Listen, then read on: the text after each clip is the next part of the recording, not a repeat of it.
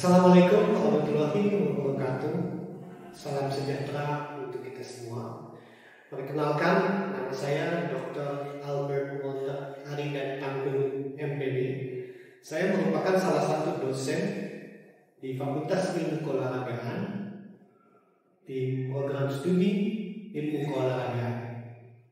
Pada kesempatan kali ini, saya ingin menjelaskan lebih dalam tentang salah satu mata kuliah yang saya ampu, yaitu manajemen event olahraga. Manajemen event olahraga ini merupakan mata kuliah dengan 3 SKS dengan jumlah pertemuan 16 kali pertemuan. Adapun capaian pembelajaran mata kuliah manajemen event olahraga ini terbagi atas 3. Yang pertama, menguraikan manajemen olahraga dan olahraga. Yang kedua, menyusun dan menganalisa program manajemen olahraga dan olahraga. Dan yang ketiga, menerapkan manajemen olahraga dan olahraga dalam grand design pendidikan jasmani dan olahraga. Berikut saya akan mendeskripsikan tentang mata kuliah manajemen event olahraga. Mata kuliah manajemen event olahraga ini merupakan mata kuliah yang wajib untuk mahasiswa kelas 1. Di sini mahasiswa akan mempelajari tentang kemampuan manajerial yang di dalamnya terdapat pengertian tentang manajer, pengertian tentang manajemen, prinsip-prinsip manajemen, contoh-contoh manajemen, proses manajemen, fungsi manajemen, manajemen organisasi dalam suatu organisasi keolahragaan, olahraga rekreasi, pengembangan program dalam manajemen olahraga, manajemen keuangan, manajemen sumber daya manusia, manajemen fasilitas, manajemen pemeliharaan sarana dan prasarana, serta public relation dalam manajemen olahraga. Dan tidak lupa manajemen pemasaran olahraga.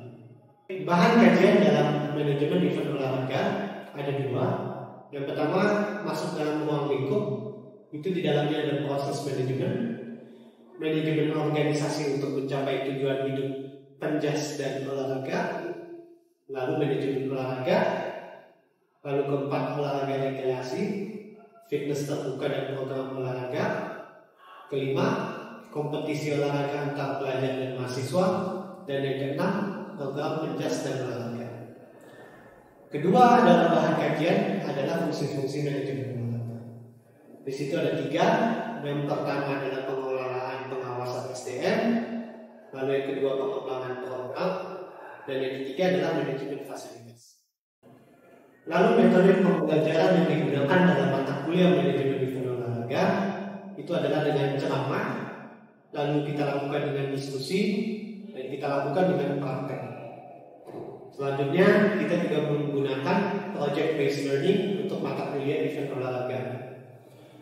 Ceramah dan diskusi saya gunakan juga agar mahasiswa dengan mudah dapat memahami pembelajaran serta diharapkan terjadinya interaksi antara mahasiswa dan dosen. Untuk project based learning, saya memberikan fenomena studi kasus mengenai manajemen event olahraga yang terjadi nasional maupun internasional. PBL dapat berupa pembuatan event festival atau memetakan permainan atau membuat suatu event di dalam kampus atau membuat suatu kegiatan olahraga di dalam kampus ataupun yang sifatnya terbuka. Tujuan project based learning adalah melatih mahasiswa untuk belajar secara konseptual, dapat bertukar pikiran untuk memecahkan masalah dan memberikan solusi dengan harapan mahasiswa dapat berpikir kreatif dan inovatif dalam melaksanakan proyek. Selain itu, PBL dapat meningkatkan kemampuan pemecahan masalah, meningkatkan kolaborasi, menyediakan pengalaman belajar yang melibatkan mahasiswa secara kompleks dan dirancang berkembang di dunia nyata. Untuk mempermudah menyampaikan materi saya pada kelas manajemen event olahraga, saya selalu menyiapkan rencana pembelajaran semester atau LPS. Yang kedua, video berkaitan dengan manajemen event olahraga. Lalu yang ketiga, bahan ajar dengan presentasi yang berkaitan dengan manajemen event olahraga. Lalu yang keempat, buku ajar Yang kelima adalah modul PPL. Untuk mata kuliah ini sendiri, sistem penilaiannya itu ada 4. Tugas mandiri sebanyak 15%, tugas kelompok sebanyak 25%, lalu ada project based learning sebanyak 50%, dan jumlah kehadiran sebanyak 10%. Berikut ini akan saya tampilkan video proses pembelajaran kelas manajemen event olahraga. Baik, assalamualaikum warahmatullahi wabarakatuh. Waalaikumsalam warahmatullahi wabarakatuh. Salam sejahtera, selamat siang. Kita ketemu di kelas manajemen event olahraga. Nama saya Albert Walter Ari dan Tanggudu. Saya mengampu mata kuliah manajemen dan mata kuliah lain seperti komunikasi olahraga, statistik yang bersinggungan dengan manajemen. Ada itu jurnalistik olahraga dan lain-lain. Baik, pertama-tama saya ingin mengabsen kelas manajemen event ini. Saya panggil dari urutan pertama Wajdi Ananda Fahmi. Hadir Pak. Oke. Dimas Prasetyo. Hadir Pak. Liani Hermani Putri. Hadir Pak. Ada ya. Prima Nada Triadi. Hadir Pak. Lalu Sahrul Setiawan. Hadir Pak. Baik, di kelas manajemen event olahraga ini kita akan bertemu sebanyak 16 kali ya. Di dalam 16 pertemuan itu ada UTS dan UAS tentunya ya, seperti yang kalian ketahui.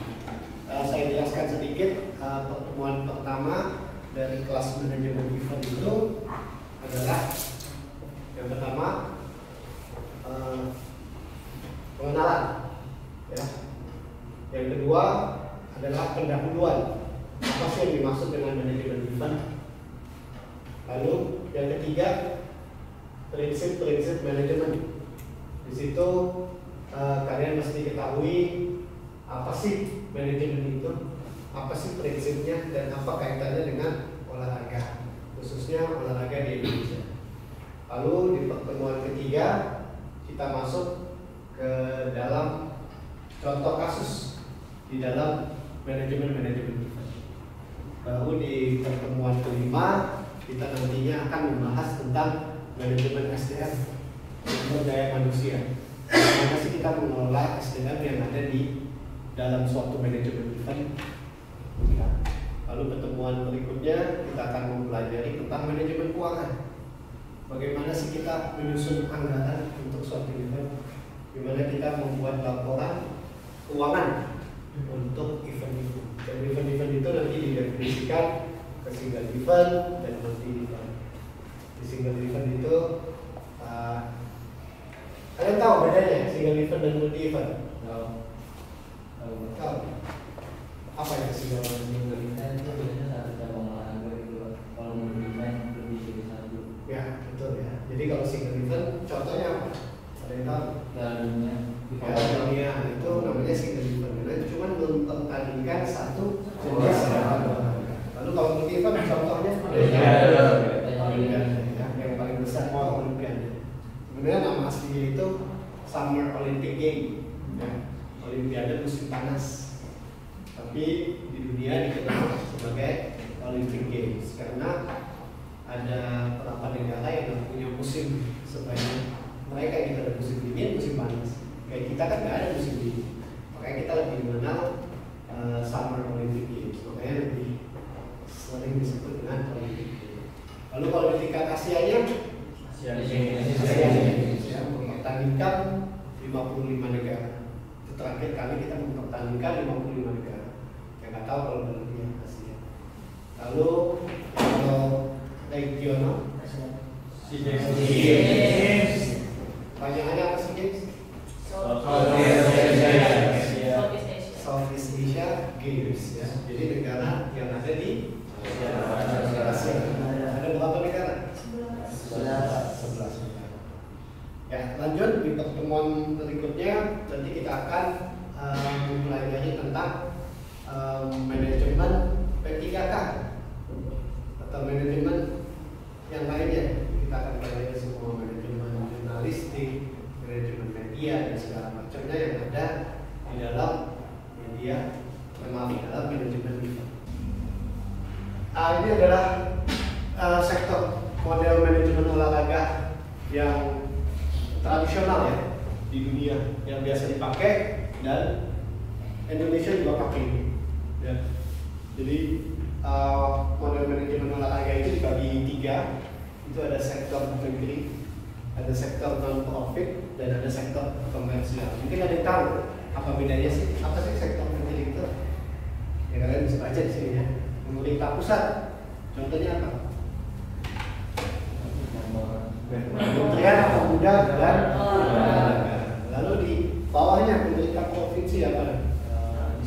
Dinas Pemuda dan Olahraga. Di provinsi lain mungkin namanya juga ada yang beda. Ya, ada yang digabung dengan kebudayaan juga. Ya, kalian mesti tahu. Lalu di bawah itu ada yang kabupaten, sekolah kabupaten. Lalu di tingkat kecamatan dan desanya juga ada. Ya, dinas olahraga spesifik. Nah, di sektor non-profit ini berarti bukan sektor komersial, tapi juga bukan masuk ke pemerintah. Jadi nama lainnya kayak apa? Semacam LSM ya. Jadi di situ ada Poni Pusat, di bawah Poni Pusat ada Poni Daerah, di bawah Poni dan Poni Kabupaten atau kota. Ya. Lalu di sektor komersial itu organisasi profesional, klub, ya itu lebih profesional. Nah kalau PB maksudnya mana PB? PB, PSSI, itu juga masuknya di ya, makanya PB itu merupakan anggota dari Komite Olahraga Nasional. Di sini juga masuk NOC, National Olympic Committee, ya itu lembaga non-profit juga. Ya. Komersial ya itu yang diperjualbelikan juga FC, apalagi kalau di Indonesia. Libama, Liga Mahasiswa, itu komersial semua. Yang suka minjem di sini, IBL, Indonesian Basketball League, itu juga masuk di sini. Ya. Liga PSSI juga masuknya di sini. Walaupun organisasi dari sini, tapi terpisah. Kalian mesti tahu, walaupun diadakan PSSI, tapi bukan PSSI-nya langsung. Ada PT Liga Indonesia. Ya, jadi nggak bisa PSSI-nya langsung, tapi tetap aja yang membuat kebijakannya adalah PSSI. Ya. Oke, sampai sini ada pertanyaan, Pak? Yang tanya Pak? Ya. Ini kan membahas mengenai manajemen dan inovasi industri olahraga ya. Ya. Bagaimana sih cara mengelola hubungan dengan sponsor untuk memaksimalkan keuntungan dalam industri olahraga? Baik, oke, pertanyaan yang menarik. Kebetulan pengalaman saya juga mencari sponsorship di untuk kriket ya, cabang olahraga kriket. Beberapa cara kita coba.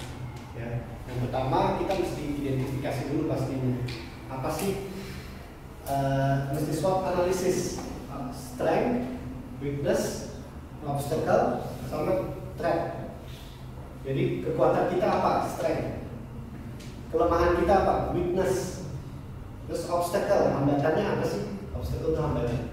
Terus threat itu ancaman. Itu kita mesti identifikasi dulu. Nah, kita fokus di kekuatan kita.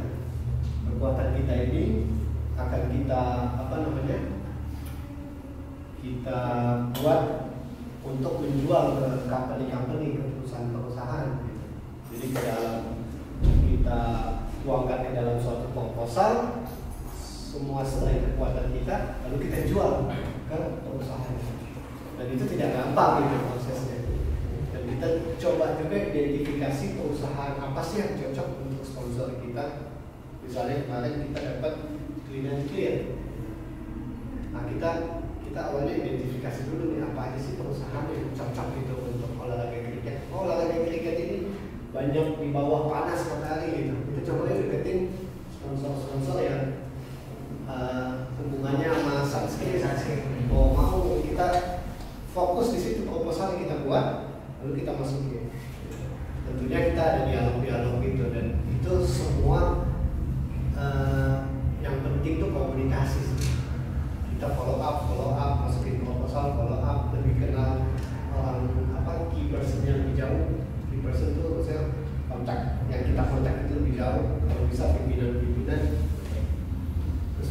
saya pernah dapat juga. Ya itu pertama ya, hubungan kita identifikasi. Yang kedua, relasi networking.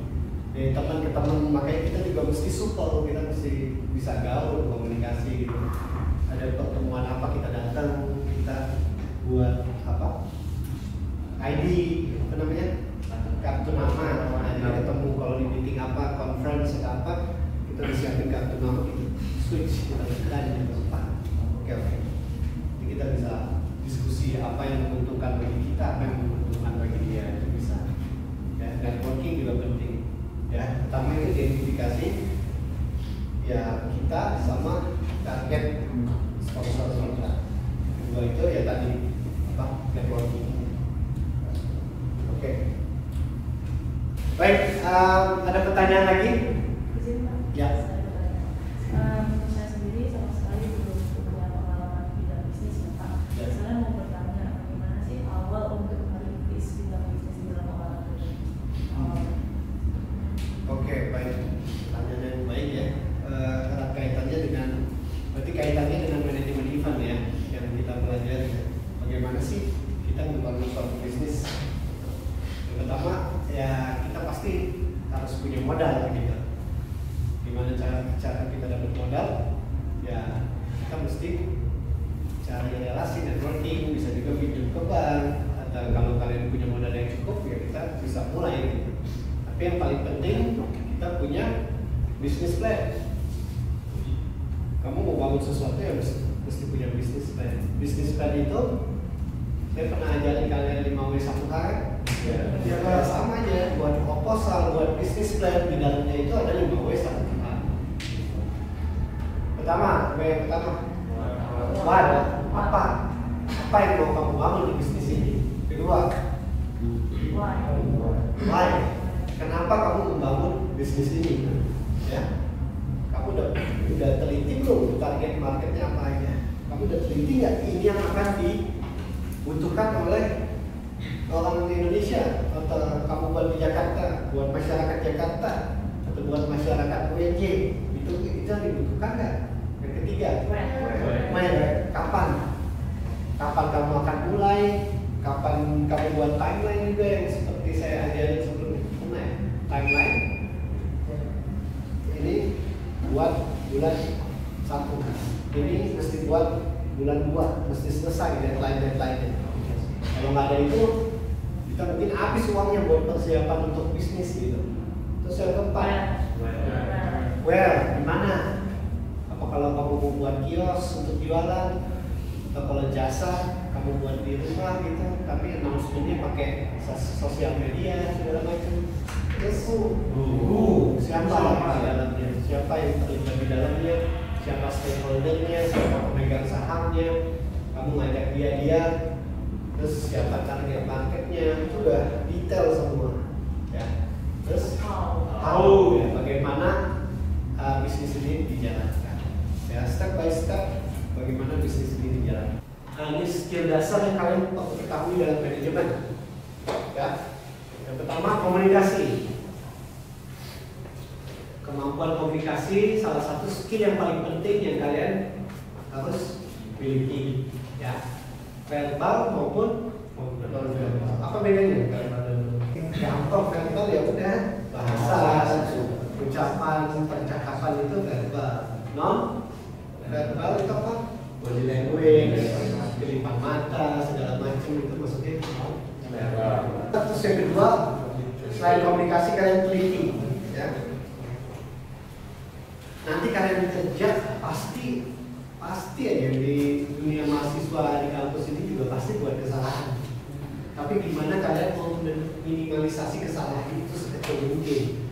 Itu namanya teliti. Kalian baca 2 kali, kalian mendengarkan 2 kali, kalian fokus, itu namanya teliti. Dan ini penting di dunia manajemen. Ya.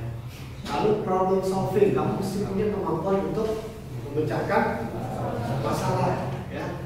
Di tingkat kampus ini kalau kamu ikut kepanitiaan, kalian pernah nggak mengusulkan suatu penyelesaian?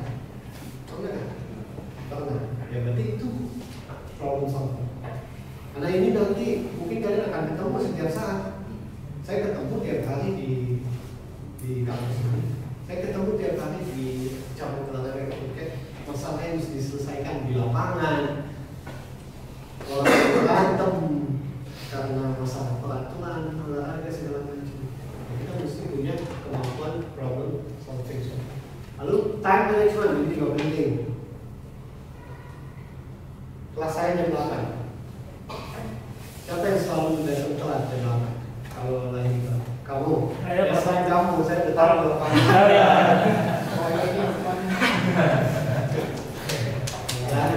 Ini terkait kaitannya sama time management. Tenang, kita coba ya. Saya juga dulu sering telat, tapi ya kalau sukses itu ya tergantung masing-masing. Saya ngomong ini siapa tahu besok sukses. Amin. Tapi ya time management itu penting karena di situ kamu dinilai kamu tuh apa sih namanya istilahnya bisa diandalkan atau enggak.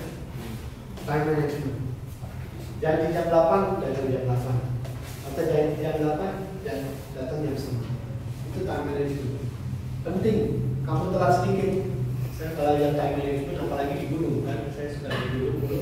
Saya buat planningnya buat apa?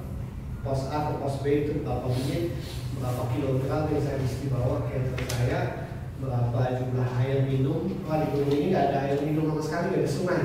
Berarti kalau kita mesti bagi 10 liter air ke 5 orang. Pembagian mesti adil supaya beratnya sama. Kecuali cewek, hitungannya beda. Sedetil itu.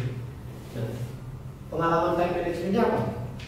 Kalau saya telat dari rencana saya, kita pasti nanti langsung udah habis. Semua deadline saya penuhi, semua even deadline yang saya buat sendiri ya di catatan saya gitu. Saya mesti buat ini timeline ya, saya buat timeline, saya mesti penuhi. Jadi selain di gunung saya juga pelajari akhirnya di skripsi saya buat timeline. Gitu. Saya waktu itu udah pernah ngasih ya untuk timeline. Jadi skripsi saya telat udah namanya naik gunung. Akhirnya saya ini saya time management di gunung doang, tapi di dunia nyata telah cakap banget nih, sekitar sampai 5 tahun saya, hampir 6 tahun saya kuliah udah selesai, skripsi gak selesai. Akhirnya ya udah time management yang saya pelajari di gunung saya buat gitu. Soalnya yang utama, sekarang pun saya buat kayak gini. Di gunung akhirnya saya buat skripsi juga kayak gini gitu. Contoh ya, kalau skripsi ya, saya buat misalnya menghadap dosen.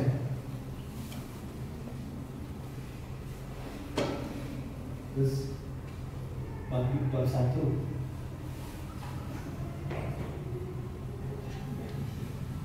persetujuan dosen untuk bab 1.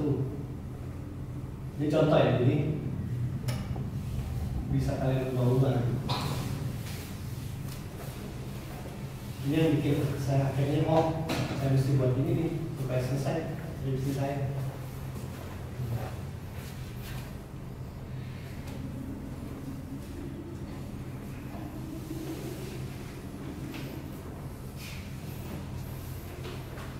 Simple kayak gini doang.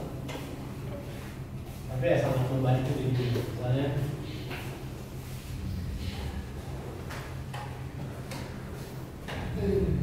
and so on ya.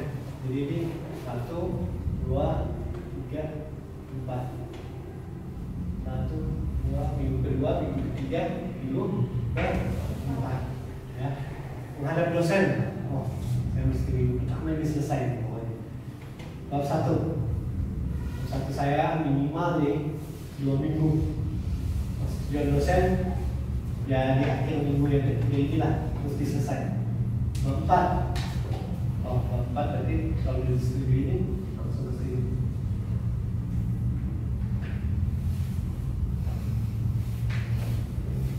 Maka di sini kalau mau buat tabel lagi boleh nih, kayak tanggal 1 sampai 4 jam.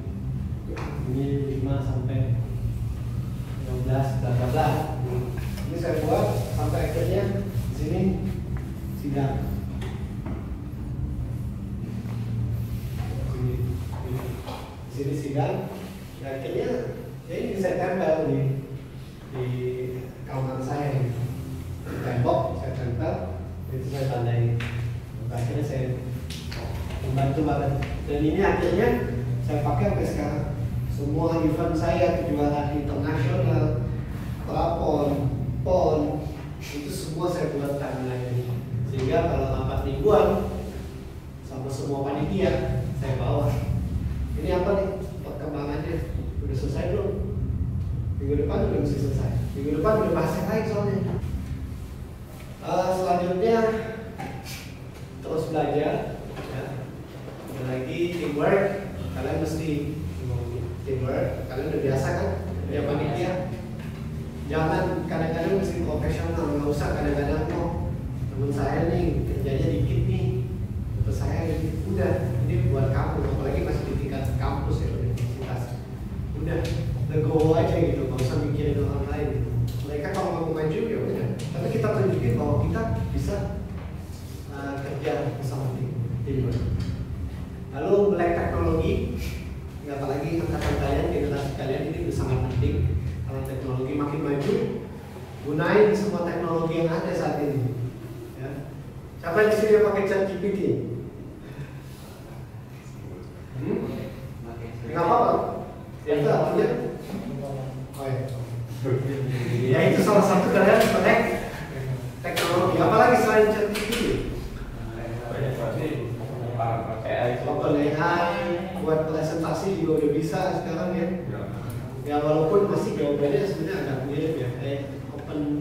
ChatGPT pun juga kalian mesti modifikasi lagi. Teknologi, kemampuan organisasi juga penting. Ini kalian pelajari di kepanitiaan atau di gimana kalian terlibat dalam BEM atau senat, ya. Ada penggerak olahraga, kalian di KOP. Ini kecerdasan emosional. Ini kalian juga mesti paham. Tahu kan? Kecerdasan emosional bukan IQ, tapi EQ, emotional intelligence. Dimana kalian mengendalikan perasaan kalian. Karena pada saat-saat ini generasi kalian ini disebut generasi apa? Gen Z. Gen Z ini katanya yang banyak masalah. Umumnya gitu ya. Tapi saya nggak tahu ada penelitiannya sih. Tapi yang banyak yang bilang begitu. Karena udah kebanyakan teknologi informasi itu udah cepat gitu. Kalian lihat di TikTok, beda kata-kata gitu. Sehingga informasi terlalu banyak, kalian kadang-kadang nggak tahu betul yang benar yang mana, kadang-kadang nggak salah segala itu. Ya makanya kaitannya sama Gen Z ini dibilang apa? Punya ini kata ini ya, punya apa? Gangguan gitu. Emosinya stabil gitu, stabil. Banyak perusahaan nggak mau terima anak-anak Gen Z, betul nggak? Betul. Kalau itu nanti misalkan kalian Gen Z yang lain, ya berarti kalian mesti gimana kalian kan banyak apa gitu, kalian doa gitu, gimana untuk mengontrol emosi kalian sehingga kalian ini bisa branding di lingkungan manapun, bisa dapat pekerjaan. Ini terakhir kutipan dari Michael Jordan, obstacles don't have to stop you. Ya, jadi halangan itu jangan sampai menghentikan kamu. If you run into walls, don't turn around and give up. Jika kamu lari ke sebuah tembok, kamu jangan berhenti dan figure out how to climb it, go through it, and work around it. Kamu cari tahu bagaimana kalian manjat tembok itu, atau menembus tembok itu, atau mengelilingi. Ya. Sekian mungkin kelas manajemen event kita. Kita ketemu lagi di pertemuan selanjutnya untuk membahas detail tentang manajemen SDM ya, manajemen sumber daya manusia. Baik, kalau gitu saya tutup kelas ini. Assalamualaikum warahmatullahi wabarakatuh. Waalaikumsalam warahmatullahi wabarakatuh. Salam.